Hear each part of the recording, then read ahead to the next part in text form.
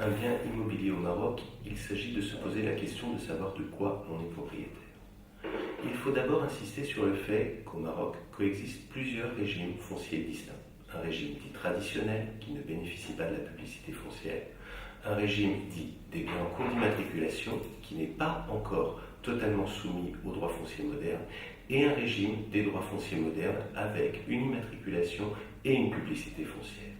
Il est possible de faire l'acquisition de tous ces biens. Simplement, en tant que professionnel, en tant que notaire, je ne peux qu'inviter les acquéreurs potentiels à faire l'acquisition d'un bien titré à la conservation foncière pour être certain que le vendeur qui vous vend le bien est bien propriétaire et que le maîtrisé ne sera pas contesté postérieurement. Une fois que vous avez pris la décision d'acquérir un bien immobilier, il faut savoir que lorsque l'on parle de bien immobilier, il peut s'agir de biens qui correspondent à des terrains nus, mais aussi des villas, mais aussi des appartements. Dans toutes les hypothèses, il faudra faire inscrire votre droit de propriété sur le titre foncier si le bien est titré.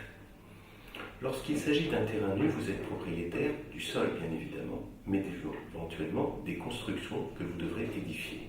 Encore faut-il que ces constructions soient autorisées, c'est-à-dire qu'il faut dans un premier temps s'assurer que vous avez une autorisation de construire et dans un deuxième temps que vous avez un permis de construire qui rend conforme la construction à l'acquisition.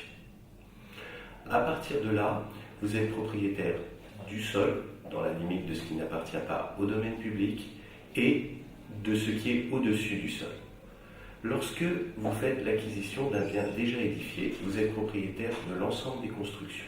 Vous êtes éventuellement propriétaire des fruits civils et des fruits naturels. C'est-à-dire que si vous louez le bien, vous percevrez les loyers. Et si vous avez des récoltes, elles sont à vous. Enfin, vous pouvez très bien faire l'acquisition d'un appartement. Et dans ces cas-là, vous êtes propriétaire, le plus souvent en copropriété.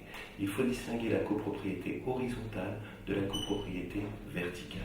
La copropriété verticale est une copropriété du bas vers le haut, un bâtiment de plusieurs étages.